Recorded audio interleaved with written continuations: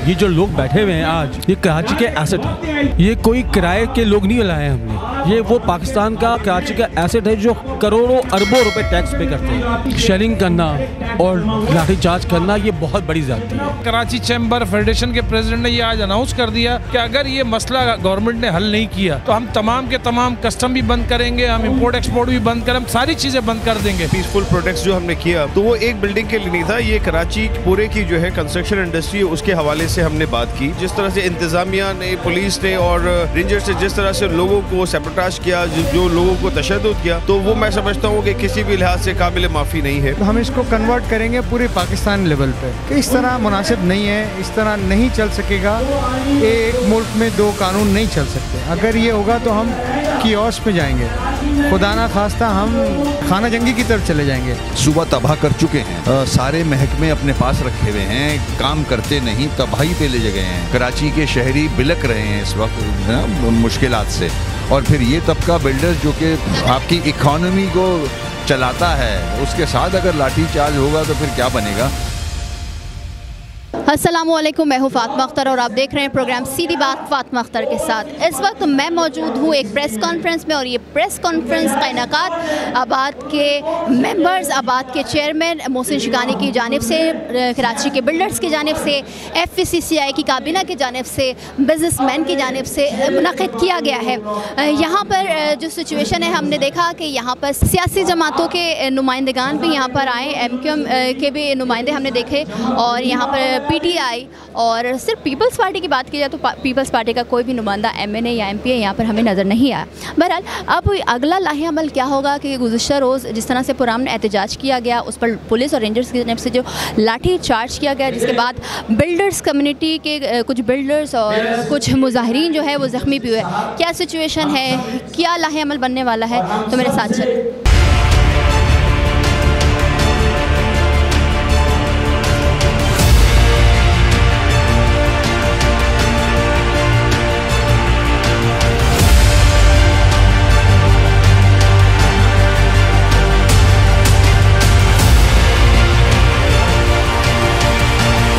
कराची के साथ जो नाइंसाफ़ियाँ हो रही थी तो वो तो हो चुकी, मगर अब बिज़नेस कम्युनिटी हो, आबाद हो, बिल्डर्स हो, बिजनेसमैन हो, अब इस नहज पर आ गए हैं कि उनको भी आवाज़ उठानी पड़ रही है कराची के लिए, अपने बिजनेसेस के लिए। क्या कहेंगे? देखिए, ये आवाज़ तो ये जो लोग बैठे हुए हैं आज, ये कराची के एसेट हैं। ये कोई किराए के लोग नहीं लाए हैं हमने। ये वो पाकिस्तान का कराची का एसेट है जो करोड़ों अरबों रुपए टैक्स पे करते हैं।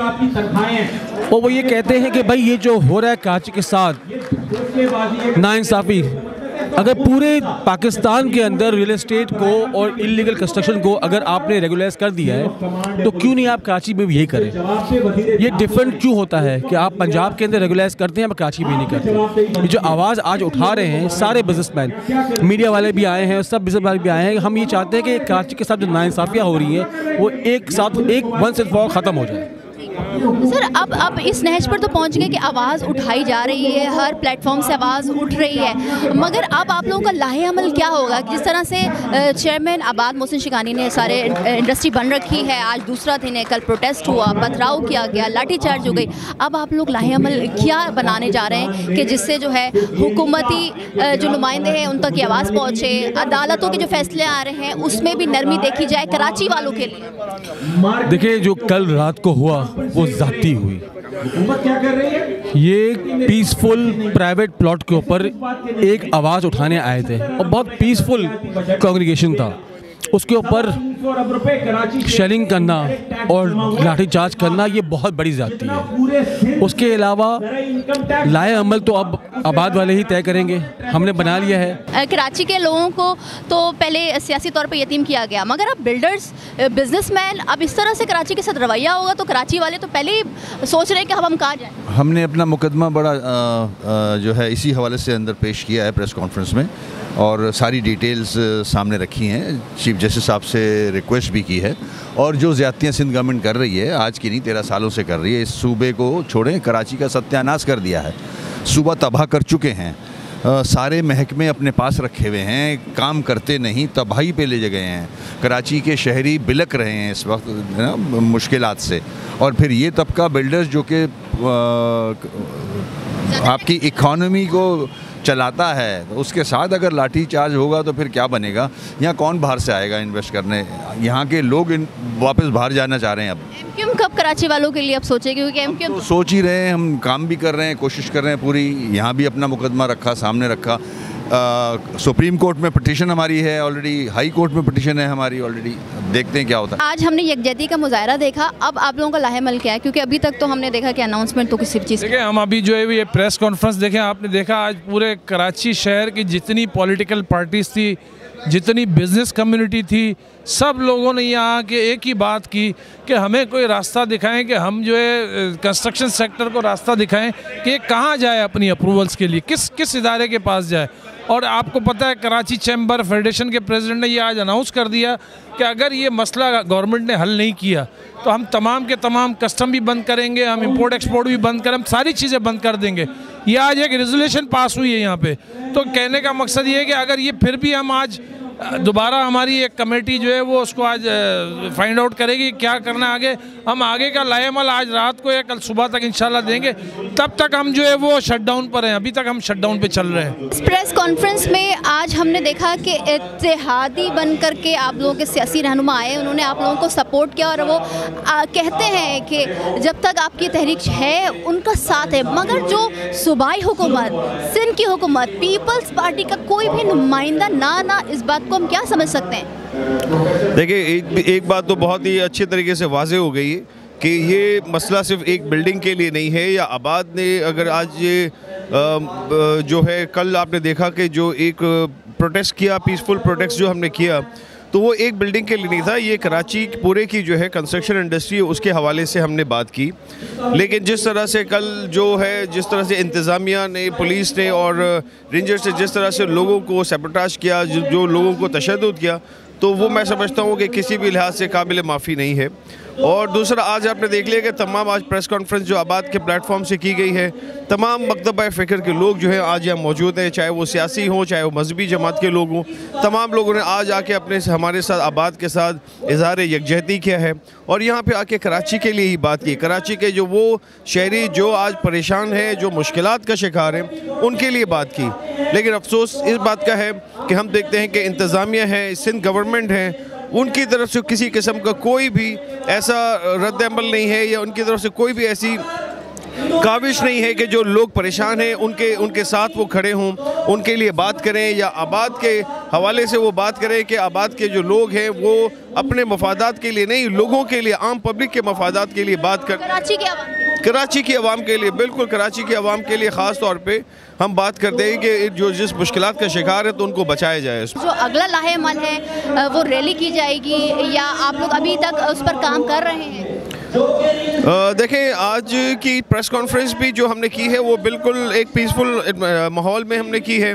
सिर्फ हम आज भी हम उन आला जो मनसब पे जो लोग हमारे बैठे हैं, इक़्तिदार पे जो लोग बैठे हैं, चाहे वो प्राइम मिनिस्टर हों, प्रेसिडेंट ऑफ पाकिस्तान हो या chief of the army staff हो या हमारे मोहतरम चीफ जस्टिस पाकिस्तान हो, उनको भी हम सिर्फ यही चीज़ बताना चाह रहे हैं कि हम किसी भी लिहाज से ना कुछ गलत चीज़ें हम नहीं डिमांड कर रहे। हम सिर्फ इन शहरियों के जो हुकूक है हम सिर्फ वो डिमांड कर रहे हैं। उसी सिलसिले में जो है वो रेजोल्यूशन पेश किया जाएगा इंशाल्लाह। अगले पीर को जो है हम इस चीज़ को प्लान कर रहे हैं कि हम एक बाकायदा एक रैली की सूरत में जो हो हम जाएं और चीफ मिनिस्टर ऑफ सिंध और गवर्नर सिंध को जो है हम एक रेजोल्यूशन पेश करें कि कराची में जो तामीराती सरगर्मियाँ हैं या तामीरात जो हो रही हैं उसके लिए बाकायदा लेजिस्लेशन की जाए, एक कानून बनाया जाए।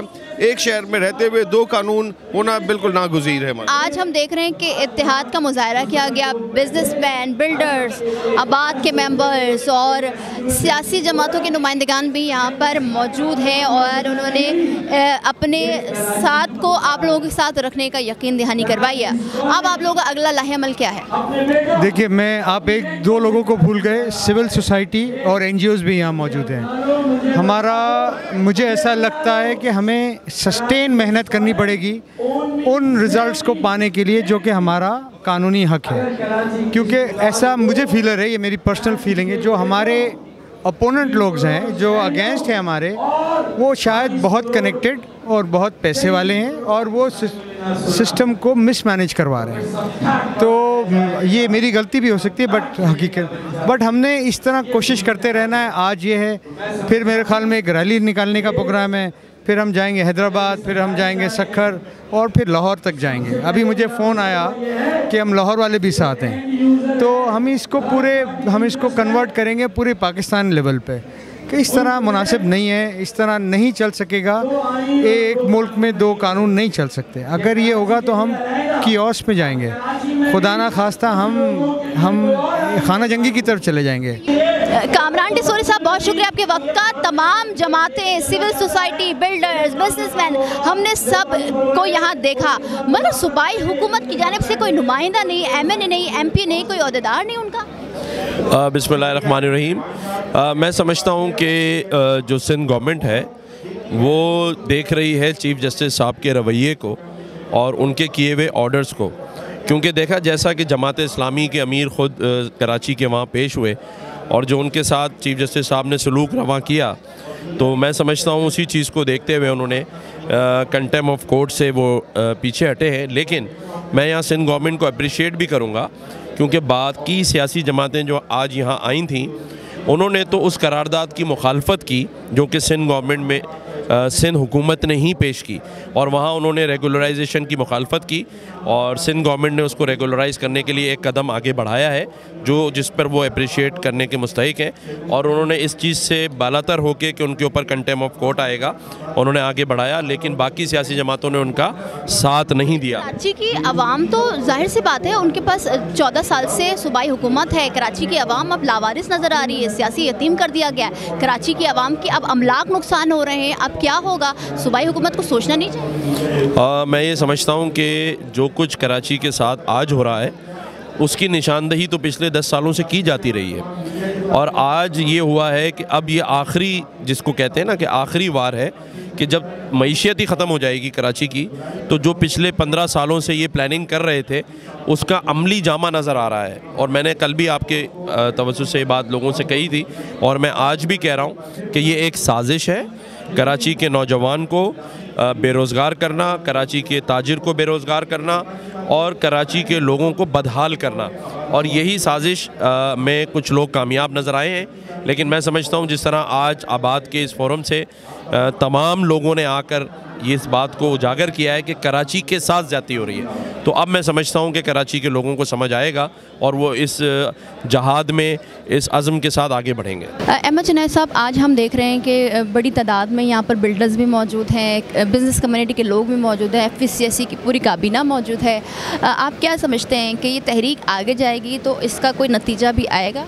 बिस्मिल्लाहिर्रहमानिर्रहीम। बिल्कुल जी, ये तहरीक आगे जाएगी। जो हालात नज़र आ रहे हैं, जो सोशल मीडिया सोसाइटी का जो एक रिएक्शन सामने आया है, साथ में बिज़नेस कम्युनिटी भी मौजूद है, पॉलिटिशियंस भी मौजूद हैं, मैं समझता हूँ ये एक बहुत बड़ा रिएक्शन है। ये कराची की तारीख का सबसे कामयाब प्रोग्राम है जहाँ तमाम जमातें भी मुत्तहद हैं, जहाँ तमाम जो है सिविल सोसाइटी के लोग मुत्तहद हैं, और कोई एक ये नहीं कह रहा कि ये जुल्म ज़्यादती नहीं हो रही, ये जुल्म ज़्यादती हो रही है। हमने चीफ़ जस्टिस से बारहा अपील की है कि यहाँ इंसाफ किया जाए, ऐसा इंसाफ किया जाए जो सबके लिए बराबर हो। हम कल भी मैंने ये कहा था, आज भी मैं इस बात को दोहराता हूँ कि जो 44 मकीन हैं यहाँ के, उनको इंसाफ फराहम किया जाए, और साथ साथ कराची के तमाम जो बासी हैं उनको भी ये बताया जाए कि जिस प्रोजेक्ट में वो काम कर रहे हैं, जिस प्रोजेक्ट में वो अपार्टमेंट्स ख़रीद रहे हैं, उनके वो अपार्टमेंट्स जायज़ हैं या नहीं हैं। ये तहरीक आगे जा रही है तो रैली का भी इनेकाद किया जा रहा है कल? देखिए, अभी तो ये तहरीक आगे जाने की बात हुई है, हतमी ऐलान शाम को या कल सुबह किया जाएगा कि हमारा आइंदा का लाएमल क्या होगा। सिविल सोसाइटी हमारे साथ है, तमाम पॉलिटिकल पार्टीज़ हमारे साथ हैं, और ये एक बहुत बड़ी तहरीक की सूरत में जो है वो सामने नजर आई। देखिए, अफसोस कर सकते हैं, अफसोस के अलावा कुछ नहीं कर सकते। मैं समझता हूँ कल जो उन्होंने जो हशर किया, आप भी विटनेस है, मैं भी, आज मेरा गला भी बंधे, मार भी खाई, और आपको इंटरव्यू देने के बाद मैं अरेस्ट भी हुआ, ठीक है। तो जो कल उन्होंने किया वो आपने भी देखा, और मुझे फिर ये अफसोस से कहना पड़ता है कि आज कराची चैम्बर यहाँ मौजूद था, फेडरेशन ऑफ पाकिस्तान मौजूद थी, तमाम सियासी जमातें यहाँ मौजूद थी, लेकिन जिन्होंने ऑन किया है सूबे को, जिनकी गवर्नमेंट है, उन्होंने आज भी उनके कान पे जू तक नहीं रहेगी। और मैं यही मैसेज देना चाहता हूँ आपकी तवज्जुह से भी कि अब तो उनको जागना चाहिए, अब तो उनको उठ जाना चाहिए। क्या जब शहर बंद हो जाएगा, जब कारोबार बंद हो जाएगा, जब वो उठेंगे, या फिर मैं नहीं समझता कि किसके कहने पे किसने ये सारा काम किया। और ये कुछ चीज़ें सामने आती जा रही हैं कि हम समझते थे कि हमारा जो मौक़िफ़ है उसमें सिंध गवर्नमेंट हमें सपोर्ट करेगी, लेकिन जो कल अशर किया हमारा, उससे हमारा दिल भी टूट गया और मैं कहता हूँ बड़ी मायूसी हुई। जिस तरह से आप देख रहे हैं कि प्रेस कॉन्फ्रेंस इस वक्त जारी है और जो कल मुजाहरा किया गया, जो एहतजाज किया गया आबाद की जानिब से, कराची के बिल्डर्स की जानिब से, लाठी चार्ज के नतीजे में जो लोग, जो बिल्डर्स ज़ख्मी हुए थे, उनमें दानिश बिन रऊफ़ साहब भी मौजूद थे। दानिश, आप तो पहले मुझे बता दें कि जिस तरह से कल लाठी चार्ज किया गया पुलिस की जानिब से, रेंजर्स की जानिब से, ये काबिल मज़म्मत है, मगर आप जिस तरह दीगर बिल्डर्स को चोट लगी, आपको भी लगी, तो मुझे उसका बताइए। देखें, कल का जो एक हमारा एहतजाज था वो जस्ट एक एहतजाज था और एक सवाल था हमारा सिंध हुकूमत से और पाकिस्तान की इस्टेब्लिशमेंट से कि हम कहाँ से जाके अप्रूवल लें, हमें एनओसी बता दें कि किस इदारे से एनओसी लें जिसकी एनओसी बाद में चैलेंज नहीं होगी। इसी के लिए हम लोग खड़े हुए थे और सब एक अपना प्रोटेस्ट रिकॉर्ड करा रहे थे। तो पुलिस वाले आए और पुलिस में भी मैं नाम लेता हूँ DSP आगा असगर, जो सबसे ज़्यादा फ्रंट मैन थे, और इसके अलावा भी बहुत सारे पुलिस मैन थे, और उनसे भी हम ये रिक्वेस्ट कर रहे थे कि हमारे साथ कराची का वो ताजिर है, पाकिस्तान के 30 टैक्स पेयर, जो लार्जेस्ट 30 टैक्स पेयर हैं, उसमें से 5 लोग कल हमारे साथ थे, और आपने आते ही उनके 70-70 साल के बुज़ुर्ग लोग उनके मुंह पे डंडे मारना शुरू कर दिए। उनको बचाने के लिए मैं आगे आया तो मुझे डंडे पड़े, मेरी कमर पे इतने मेरे, यानी कि रात को मैंने एक्सरे कराया है, इतनी सारी चोटें आई मुझे। तो बात ये कि ये सिर्फ़ एक पुलिस गर्दी जो की गई है, इसके लिए हम पुरज़ोर मजम्मत करते हैं। हमारा सवाल है कि ये ताजिर के साथ, एक उस पाकिस्तानी के साथ जो पाकिस्तान का सबसे ज़्यादा टैक्स दे रहा है, उसके साथ अगर ये सलूक किया जाए तो ये, मैं कहता हूँ कि ये मुल्क की तारीख का बदतरीन दिन है जो ये कल हम लोगों के साथ किया गया। देखिए, मैं ये समझता हूँ कि कल ज़्यादती हुई आबाद के साथ। आबाद ने तामीराती सनत शटडाउन की तरफ चली गई है, और मैं समझता हूँ कि कल एक पुरअमन एहतजाज का हक़ सबको होता है, या एक हमने एक प्रोटेस्ट रिकॉर्ड कराना था। नस्ला टावर को हम एक मोनूमेंट की सूरत में ले रहे हैं कि यहाँ से ज़्यादतियाँ शुरू हुई हैं, जो कि कराची की सिर्फ नस्ला टावर ही मसला नहीं है, बल्कि जिस अंदाज से फ़ैसले किए जा रहे हैं, मैं समझता हूँ कि इस पूरे तामीराती शोबे की बका का जो है वो इस मसला बन गया है। और कराची के साथ ज़्यादती हो रही है, किस तरह से लोग जो है वो अपने लोकल इन्वेस्टर्स और ओवरसीज़ पाकिस्तानीज़ के पैसे को सिक्योर करें, किस अंदाज से हम यहाँ पे बिज़नेस करें, किस अंदाज से हम लोगों को इस बात की यकीन दहानी कराएं कि इतने इदारों से एनओसीज़ लेने के बाद, अप्रूवल लेने के बाद भी हम जो है वो सिक्योर हैं या नहीं है, हम तो नहीं बता सकते उन्हें।